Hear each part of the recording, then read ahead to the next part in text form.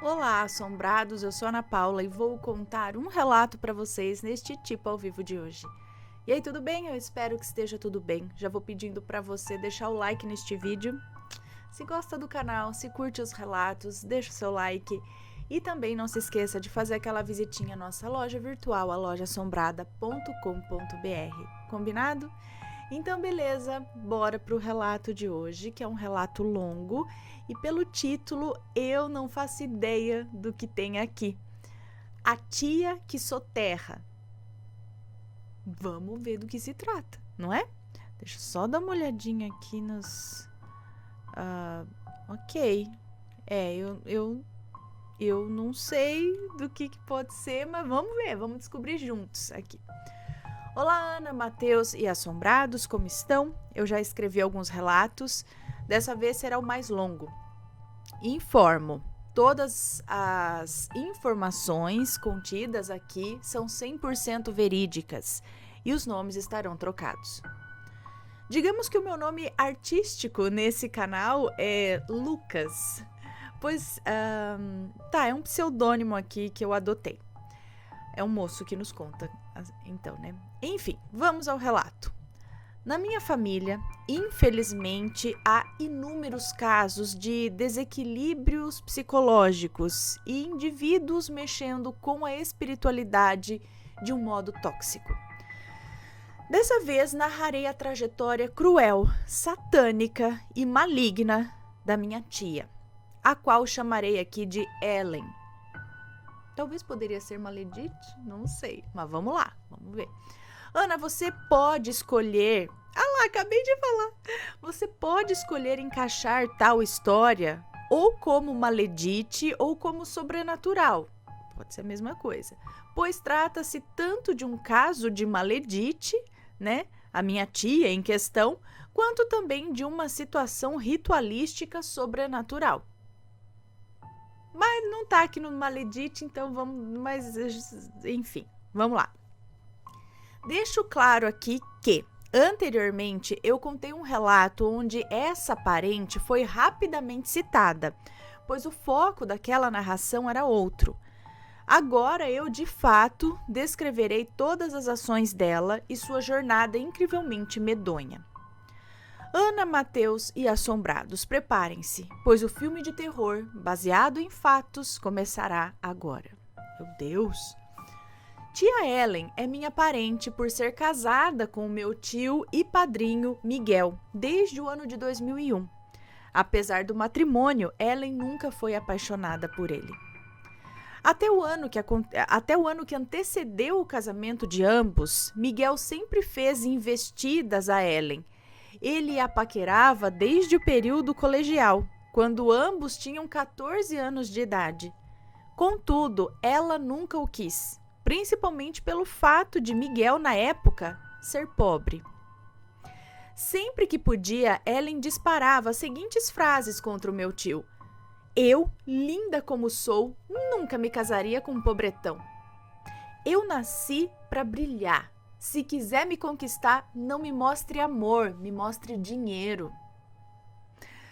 Eu preciso frisar aqui que Miguel também não era nenhum santo, tá? Pois mesmo se certificando da falta de interesse de Ellen para com o próprio, ele a perseguia incessantemente. Inúmeras vezes esse meu tio faltava às aulas na escola para ir até o colégio dela e vigiá-la. Ele, inclusive, chegou a persegui-la até a própria casa dela, ao ponto de se esconder atrás dos arbustos, objetivando ver a rotina de Ellen e se essa garota estava com outro rapaz. Como era de se esperar, Miguel, sendo capaz de tudo para conquistar Ellen, buscou, ao concluir o ensino médio, incansavelmente enriquecer. Assim teria chances com a sua amada. Ao concluir a escola, Miguel prontamente trabalhou meio período. Com o dinheiro, fez curso em uma faculdade importante, formou-se, passou no concurso público e começou a ganhar uma alta quantia mensal. Esse processo durou apenas 6 anos, momento onde Miguel possuía 23 anos de idade. Acho que depois de 6 anos, aí ele estava com 23, é isso?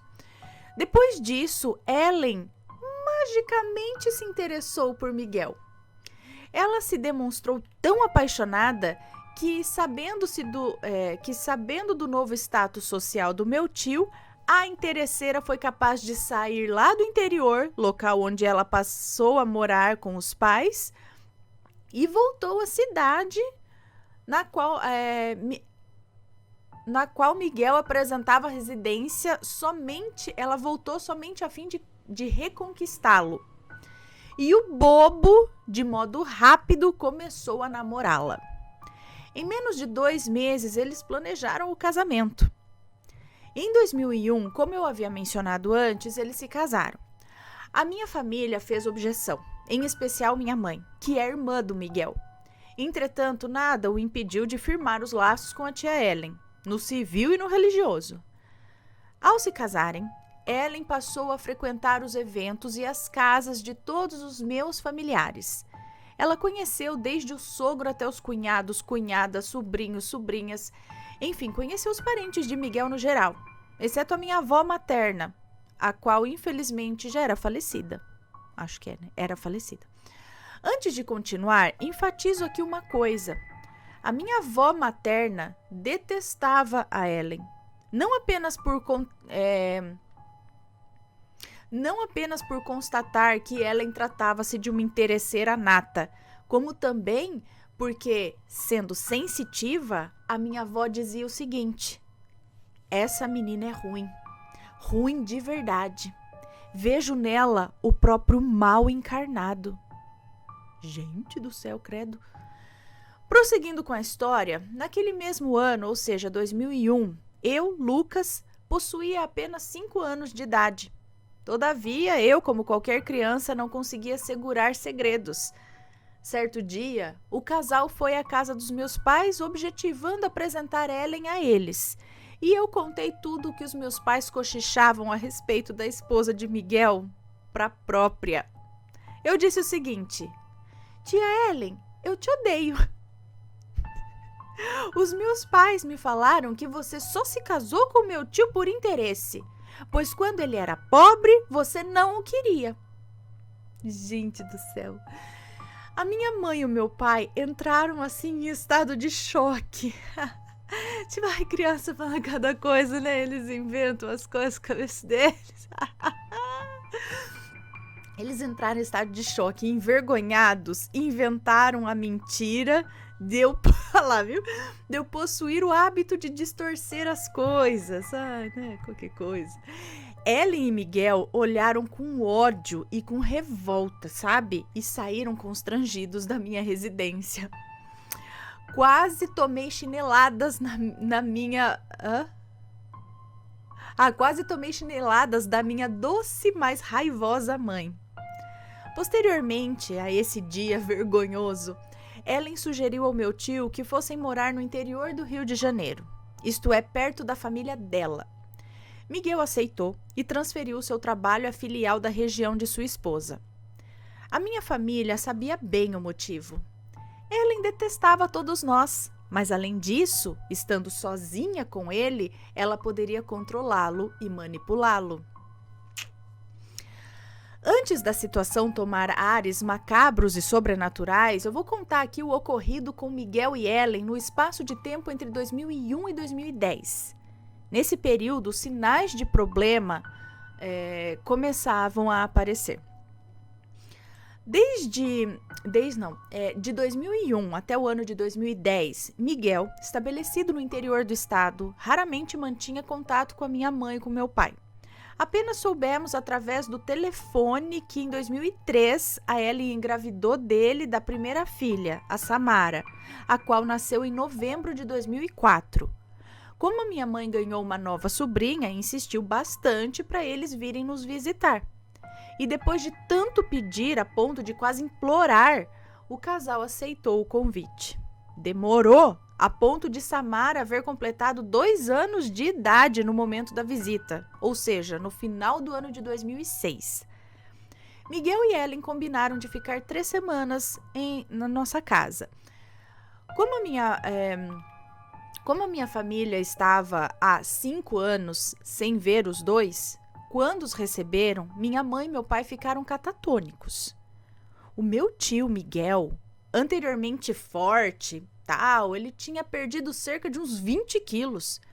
Encontrava-se abatido, cheio de olheiras, enquanto que Ellen permanecia formosa, em forma, com cabelos sedosos e bem cuidados, pele de porcelana e aparência jovial, apesar do casal possuir a mesma faixa etária. Se por um lado a aparência do meu tio chocou, por outro, o jeito dele assustou mais ainda. Agora ele tinha opiniões autoritárias, preconceituosas e arcaicas. Estava impaciente e resmungava sobre tudo, até mesmo com a sua filha, Samara. E a Ellen não ajudava em absolutamente nada. O meu tio é quem trabalhava, ajudava na cozinha e nos cuidados com a filha. Minha tia era uma inútil. Ela apenas comia, dormia e se arrumava quando saíamos ao shopping ou a outro evento. Eu me incomodava bastante com o casal, pois os meus tios estabeleceram-se no meu quarto. Ou seja, Ellen passava o dia inteiro dormindo lá e eu ficava sem nada para fazer, perambulando pelo restante da casa. Em meio à estadia deles na minha residência, eu narrarei o acontecimento mais traumatizante vivenciado pela minha mãe naquela época. Eu vou atenuar algumas palavras aqui, tá? Para evitar a censura. Basicamente, durante uma noite, a minha mãe escutou, de madrugada, um barulho vindo do meu quarto, local onde o casal se alojou.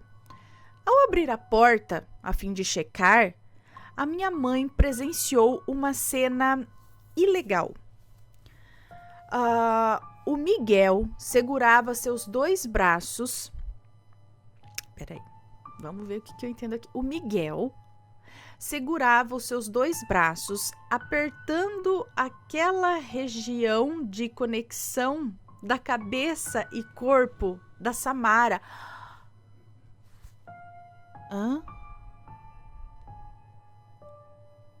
Assim? A Samara é a filha de 2 anos, é isso? Machucando-a e dizendo a ela: "Você vai dormir agora, sua capeta." Ellen estava deitada com as cobertas até o nariz, simplesmente apática, olhando a cena. A minha mãe tomou a garota dos braços dele e o repreendeu, ameaçando chamar o conselho tutelar. Miguel a chamou para conversarem a sós. Eles desceram a escada e no primeiro andar o meu tio desabou. E no primeiro andar o meu tio desabou e desabafou frente à minha mãe, dizendo: "Eu não aguento mais. A Ellen não faz nada. Tudo cai nas minhas costas. Porém, eu não consigo me separar, porque eu amo essa mulher." No dia seguinte, os meus tios anteciparam a saída deles daqui de casa, utilizando a desculpa esfarrapada de que Miguel foi chamado no trabalho, necessitando urgentemente voltar ao ofício. Posteriormente a esse ocorrido, não tivemos mais muitas notícias sobre Miguel ou Ellen. Miguel conversava raramente no telefone com a minha mãe, ainda assim por pouco tempo e genericamente. Tal realidade perdurou até o ano de 2010, momento onde as coisas tomaram ares um pouco mais sombrios. Em 2010, Miguel ligou urgentemente para minha mãe, dizendo necessitar passar alguns dias com a Samara na nossa casa, pois ele ia se separar da Ellen. O motivo, o meu tio contaria pessoalmente. Ao chegar na nossa residência, quando Miguel iria contar o motivo à minha mãe, Ellen realizou inúmeras ligações para o celular dele. Todas as chamadas foram ignoradas pelo próprio. Entretanto, na vez seguinte, ele optou em atender e conversar com a esposa. E indo até a varanda, pediu antes à minha mãe que o esperasse concluir a ligação. A minha mãe, curiosa, tentou escutar o diálogo entre eles e assim conseguiu ouvir uma parte comprometedora vinda da boca do meu tio, que disse: "Ellen, você me traiu. O que você fez não tem perdão, pois gerou consequências permanentes." A ligação durou em média 3 horas, mais ou menos umas 3 horas. Ao terminá-la, o meu tio, antes furioso, apareceu calmo e simplesmente chegou até minha mãe e disse, sem dar maiores explicações, disse assim: mudei de ideia, eu amo a minha esposa e vou voltar com a minha filha para lá. A escolha era dele. Contudo, aquela situação certamente foi extremamente esquisita. 2 semanas decorridas, Miguel ligou para minha mãe. Dessa vez ele estava muito feliz e disse de modo animado: minha esposa está grávida, vamos ter um lindo bebê e o chamaremos de Theo. Esperta, minha mãe logo ligou os pontos e entendeu o porquê do meu tio cogitar uma separação. Provavelmente o filho não era dele. Todavia, uma incógnita se manteve. Qual o motivo do meu tio tê-la perdoado tão facilmente? Posteriormente, o Miguel cada vez mais aproximava-se de mim e da minha família, chegando ao ponto de nos chamar para conhecer a casa quando o pequeno Theo nasceu. Então, aceitamos o convite e a minha mãe, a minha irmã, Marina, nascida no ano de 2004, e eu fomos até lá. Vale acrescentar aqui que nesse momento o meu pai não mais aparecerá no texto, porque ele se separou da minha mãe. Ao chegarmos da viagem, juntamente com o meu padrasto, ficamos deslumbrados com a casa isolada, porém bela, do meu tio. 2 andares, cheia de cômodos, uma varanda enorme e com inúmeras plantações, além do terraço igualmente grande. Ao elogiarmos a casa, Miguel fez questão de criticá-la. Ele disse: eu pensei em comprar uma outra ainda maior, mas como não possuía varanda extensa, a Ellen não me deixou escolhê-la. No final de semana em que ficamos naquela residência, minha família e eu reparamos nos comportamentos estranhos deles. O Miguel fazia absolutamente tudo o que a Ellen pedia. Em contrapartida, ele a vigiava de todas as maneiras possíveis através das câmeras instaladas na casa, escutas e até um rastreador em formato de relógio, o qual ele obrigava a esposa a colocar no pulso. Samara era impedida de fazer qualquer tipo de coisa, uma criança totalmente reprimida. Inclusive, o meu tio Miguel justificou isso da seguinte forma: essas crianças de hoje em dia são todas umas perdidas. Logo eu não deixo a minha filha ter amigos e nem mexer no celular. O pequeno Theo, mesmo novo, sofria com as ofensas do meu tio. Miguel nunca o chamou de filho, fazendo isso apenas com a Samara. Até 2013, essa situação se perdurou. Os hábitos de vigia do meu tio, as vontades de Ellen sendo feitas, a Samara privada de uma vida normal e o Theo, agora um pouco maior, sendo maltratado pelos pais, em especial por Miguel. A partir de 2014, a situação saiu completamente do controle, passando a adquirir clima de filme de terror e daqueles bem pesados, por sinal. Em 2014, o meu tio comprou uma casa na região praiana e convidou a mim e a minha família para conhecê-la. É nesse lugar que vivenciamos todos os eventos terríveis e eu vou começar a narrá-los. Em 2015, ao decidirmos conhecer a nova residência, a minha mãe, o meu padrasto, a minha irmã Marina e eu nos deslumbramos com aquele local, ainda mais bonito que a residência matriz dos meus tios.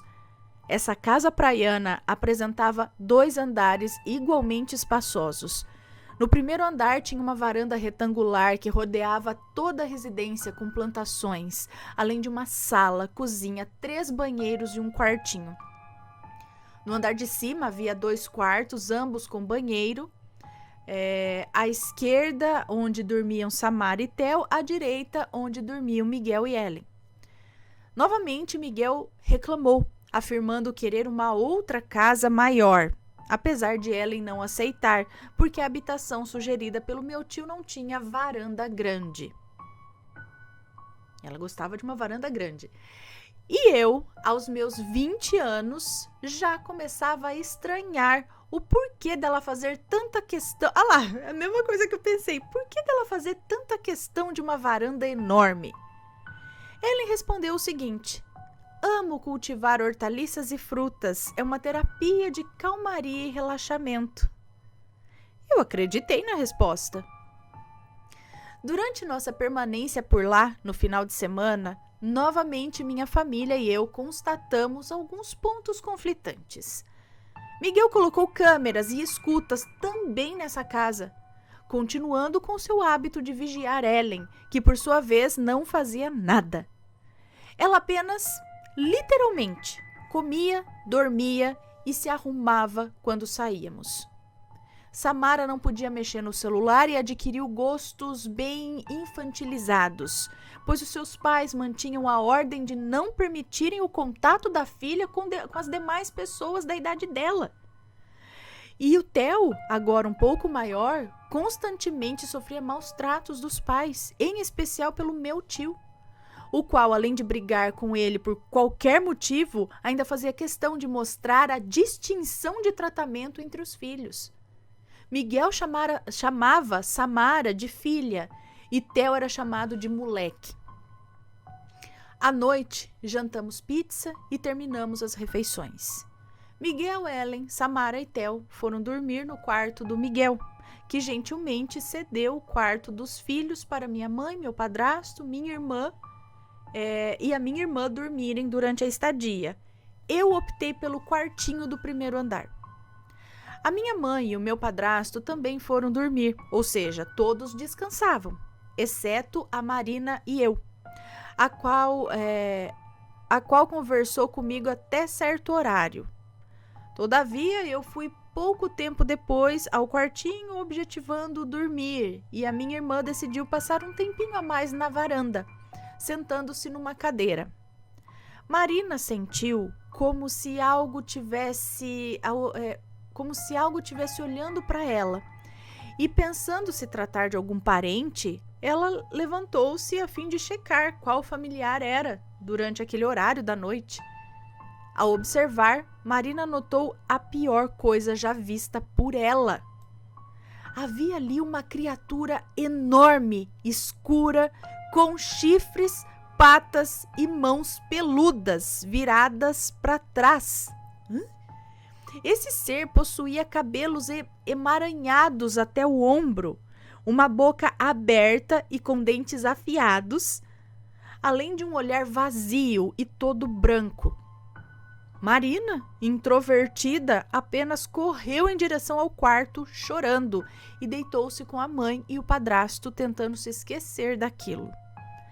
No dia seguinte, minha irmã me relatou, às escondidas, a visão por ela presenciada. Segundo minha irmã, ela viu o mal encarnado, a pior visão de sua vida. Ela sentiu tratar-se de uma criatura de puro ódio e maldade. Eu, sinceramente, me apavorei e pedi a Marina que não contasse à nossa mãe, pois certamente ela não ia acreditar em tudo isso. Chegando à tarde, Miguel e Ellen combinaram da gente sair para ir ao shopping. E Marina passou por uma experiência, digamos que um tanto quanto esquisita. Ao tomar banho e se arrumar, ela sentiu como se alguém tivesse aberto a porta do banheiro. Vale acrescentar aqui uma informação. O meu tio, sendo obcecado por Ellen, retirou as trancas de todos os locais da casa. Algo que, inclusive, eu analiso como uma violação à privacidade. Entretanto, por causa disso, Marina teve a certeza de que alguém abriu a porta enquanto ela tomava banho. Assim, a minha irmã gritou bem alto: "Tem gente no banheiro!" Depois ela ouviu o barulho de alguém fechando a porta. Após se arrumar, Marina colocou as roupas e havia assumido seu colar de ouro. Marina então chamou a todos da casa, narrando o ocorrido e perguntando se alguém abriu a porta do banheiro e pegou o seu colar dourado. Todos, sem exceção, negaram terem feito tal ação. Nossa mãe ainda deu um esporro nela. "Marina, você ficou maluca acusando os outros de roubo? Vai tomar uma chinelada!" E eu, Lucas, comecei a me incomodar cada vez mais com essa somatória de situações. Contudo, ignorei-as e liguei o modo "nada aconteceu". Vocês entenderão a seguir o porquê dessa ser até hoje a atitude mais errada da minha vida. Ao irmos embora daquela casa, a minha sensação de pulga atrás da orelha se manteve. Tempos decorridos, o Miguel nos chamou novamente à casa de praia e aceitamos. Combinamos no segundo dia de passearmos no shopping daquela cidade. Eu, é claro, estava muito ansioso. Eu amo fazer umas compras. Sendo assim, separei o meu look preferido: sapato escuro, calça jeans, slim, camisa roxa, gola V e alguns acessórios. E coloquei essas peças dobradas na sala. Em seguida, tomei um banho. Acrescento aqui que eu possuo o hábito de, quando saio para algum lugar, vestir primeiro as roupas que uso em casa, dentro do banheiro. Depois eu pego as minhas peças de sair num outro local e as visto, posteriormente, novamente no banheiro. O problema comigo começou aí. Ao terminar a minha sessão de embelezamento no chuveiro e no espelho, me vesti com as roupas de ficar em casa e saí do banheiro. Ao pegar na sala as minhas roupas de sair, a minha camisa havia sumido. Só que eu a deixei lá, eu tenho certeza disso. Eu sou tão organizado a ponto de possuir toque.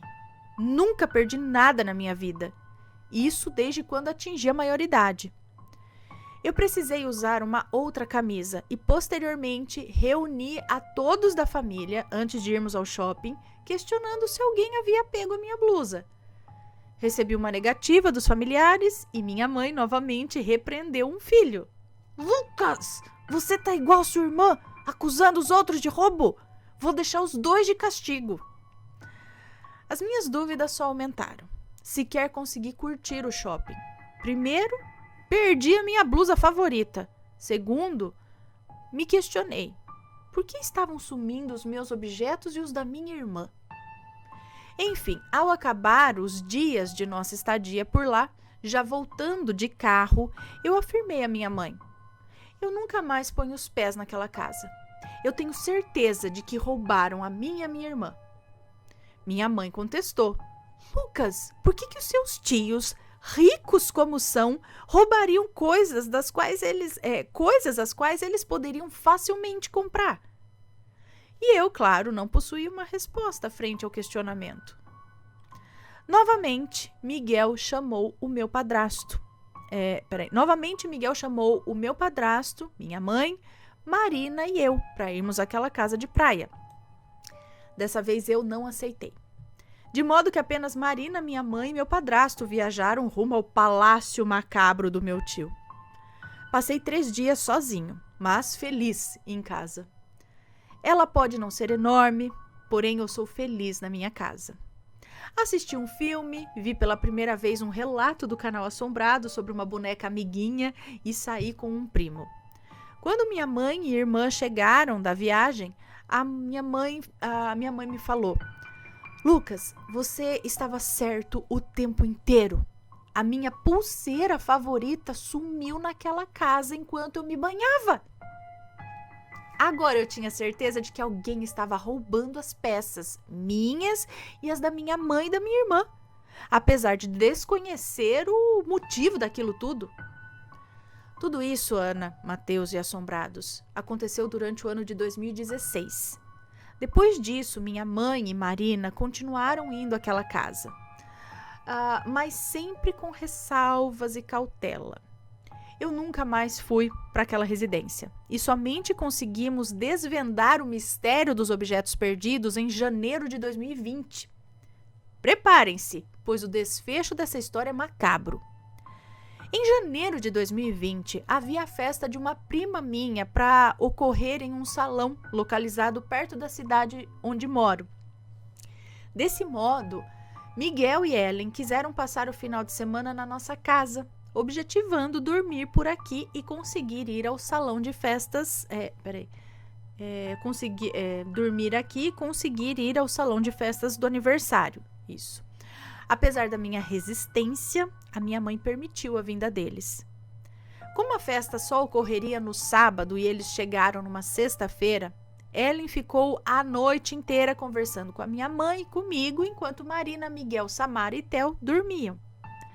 Ellen começou a criticar a irmã e eu senti de longe a inveja. Em outras palavras, Ellen desabafou que a irmã tinha liberdade e ela não. Tinha dinheiro próprio e ela não. E que isso não ficaria mais assim. Ué? É interessante como, num momento de raiva, somos capazes de revelar nossa faceta mais perversa. E eu, inteligente e me certificando disso, questionei.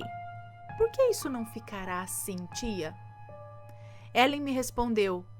Eu peguei o par de brincos preferidos da minha irmã e soterrei. Depois disso, a vida dela andou para trás. Ela perdeu o emprego, a casa própria e sofreu um acidente quase fatal. Minha mãe e eu entramos em estado de pânico. As peças do quebra-cabeça se encaixavam. Por isso sumiram a minha blusa, o colar da minha irmã e a pulseira da minha mãe. Na hora eu sabia que nós três sofremos um ritual praticado por Ellen. Depois desse dia, no sábado pela manhã, a minha mãe me chamou de canto e disse: Lucas, você é o inteligente daqui. Quando os seus tios forem embora, pesquise sobre esse ato aí de soterrar da sua tia através da internet aí. Assim a gente vai ter as respostas necessárias. Eu aceitei o pedido da minha mãe. Sequer consegui curtir a festa da minha prima no sábado. E domingo, momento em que a família Pesadelo se despediu, prontamente peguei o meu celular e pesquisei na internet acerca de rituais de soterramento. Em alguns sites não vi compatibilidade, porque apresentavam diferenças diante do ritual relatado pela Ellen.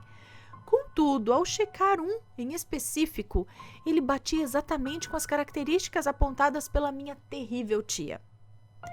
Eu vou contar a seguir a respeito desse ritual.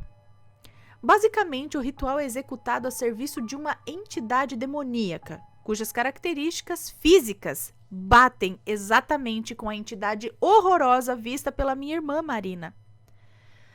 Para funcionar o ritual, é necessário ter o objeto favorito de uma pessoa, pois ele possui forte ligação espiritual com o indivíduo. Após, o autor do feitiço precisa soterrar o objeto no local e professar uma reza destinada àquela entidade satânica. Dessa forma, será realizado qualquer pedido contra o indivíduo que perdeu a posse do objeto enterrado. Eu fiquei desesperado. Como algumas informações passam despercebidas, né? Diante disso, eu pude constatar o fato dela, sim, ter feito um ritual contra mim, a minha mãe e a minha irmã. Tudo fazia sentido, justificado pelo fato de meses antes eu perder a minha camisa, a Ellen ter me perguntado num evento do qual íamos o seguinte: Lucas, você vive com essa blusa roxa? Ela é a sua favorita? E eu respondi que sim. Após eu narrar o conteúdo dessa pesquisa da internet para minha mãe e para Marina e perguntar alguns detalhes importantes, elas também me responderam que a minha tia Ellen havia feito questionamentos similares sobre, respectivamente, a pulseira e o colar delas. O diálogo entre minha mãe, Marina e eu ali durou até a madrugada de domingo, ou melhor, início da segunda-feira. Discutimos acerca do ritual e o porquê da Ellen fazer isso conosco. Como tia Ellen é rancorosa, acreditamos que ela nos condenou por causa daquele meu comentário feito em 2001, aos 5 anos de idade, chamando-a de interesseira e afirmando que minha família toda compartilhava de tal pensamento. Minha irmã, Marina, acredita que Ellen pegou seu colar devido a uma briga entre elas no dia anterior à tomada do objeto. Basicamente, Ellen humilhou um look da minha irmã. Prontamente, Marina rebateu com ironia, dando a entender novamente que Ellen era uma interesseira. Minha irmã cantou na frente dela o trecho de uma música, o qual a minha tia... trecho esse, eu acho, que a minha tia Má utilizava como indireta ao meu tio Miguel. Tipo, livre assim pra cantar, casar só por amor. É isso? Não sei que música é essa, enfim. Outra coisa constatada por minha mãe, irmã e eu Por isso meu tio Miguel não terminou com Ellen, porque ela soterrou a peça de roupa preferida dele. Recordamos numa conversa a reclamação de Miguel acerca do sumiço de sua blusa favorita, a qual sumiu em estava sumida desde 2010, né? Ano em que ele terminaria com ela. Terminando o longo diálogo, rispidamente disse para minha mãe o seguinte: eu não quero mais essa bruxa maligna na minha casa. Se ela vier, ou eu chamo a polícia ou me mudo de casa. Marina concordou e minha mãe aceitou o ultimato. Após essa conversa duradoura e reveladora, comecei a orar constantemente a fim de anular qualquer maldição. Vivi mais de 1 ano com isso na minha cabeça. Além disso, graças à descoberta, agora Miguel e Ellen nunca mais vieram. Apenas a minha mãe e Marina continuaram às vezes indo lá. Corajosas. Como última revelação, a minha mãe, na vez mais recente de viagem àquela residência praiana, presenciou a mesma entidade bizarra e no mesmo lugar que a minha irmã viu. Observadora, minha mãe notou que naquele canteiro havia plantações e hortaliças. Entretanto, naquele local em específico onde o demônio se materializou, a natureza estava morta. Então, provavelmente, é lá onde minha tia soterrou os objetos. Minha mãe perguntou a minha irmã e a mim se queríamos que ela escavasse tal região e removesse os objetos a fim de queimá-los. Eu disse um belo não como resposta, pois Deus é maior e não precisávamos mexer naquelas coisas. Por mim, tia Ellen pode fazer um altar naquela varanda, tendo em vista as minhas orações eficazes contra o mal e o meu recebimento de uma mensagem positiva do próprio Deus vivo. Lucas, tudo está bem. Apesar do atual contexto benéfico, a minha única preocupação é com meu tio Miguel, com a Samara e com o Theo. Porém, não contei a eles sobre a natureza macabra da tia Ellen, porque eles não acreditariam em mim. Eu tenho certeza disso. Bom, relato contado. Espero que tenham gostado. Ana, qual sua opinião a respeito? Eu tenho certeza da natureza macabra de tudo que foi narrado aqui por mim. Como já dizia um grande escritor brasileiro, a beleza sempre ocorre no particular, enquanto a crueldade prefere a abstração. Devemos tomar cuidado com as pessoas, mesmo aquelas vistas como boazinhas. Às vezes, enquanto ninguém as observa, elas podem cometer atrocidades. Enfim, encerro o texto por aqui. Tenha um ótimo dia, uma ótima noite. Um abraço, Ana, Matheus e Assombrados. Um beijo para você, muito obrigada. Maledite das boas. Só que assim, o seu tio também estava obcecado por ela, né? Não diria aí se isso é amor ou o quê, ou começou como amor, virou obsessão, e aí quando ele fez o que ela queria, né? Porque daí você já sabe que a pessoa só vai ficar com você por dinheiro, aí você vai lá e mesmo assim se aceita, né? E aí meio que um sabe do outro. Ele sabia que ela tava com ele por dinheiro e ela sabia que não gostava dele, que, né? Enfim. E só que daí vira aquela coisa, né? A obsessão dele, que ela de ficar, né? Tirou toda a liberdade dela e ela não gosta. Ai, gente, que vida, né? E aí essa pessoa como ela, de qualquer coisa, já vai lá e faz uma magia para acabar com a própria irmã. Desvios psiquiátricos numa pessoa e que vai mexer com magia ainda e vira uma grande porcaria tudo. Não é?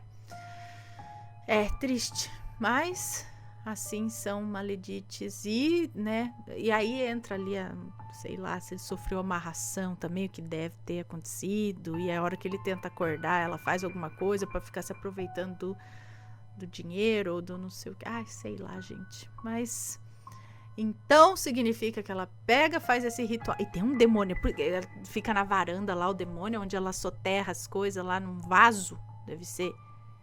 Já vimos vários relatos aqui onde são objetos enterrados em vasos. Inclusive tem um relato bem pesado aqui de um lance de dentes enterrados. Foi tenso. Pois é, pessoal, deixem aí os seus comentários, sempre com respeito, por favor. Se tem uma história parecida, conta pra gente. Um grande beijo pra vocês e a gente se vê no próximo relato. Fui. Tchau, tchau.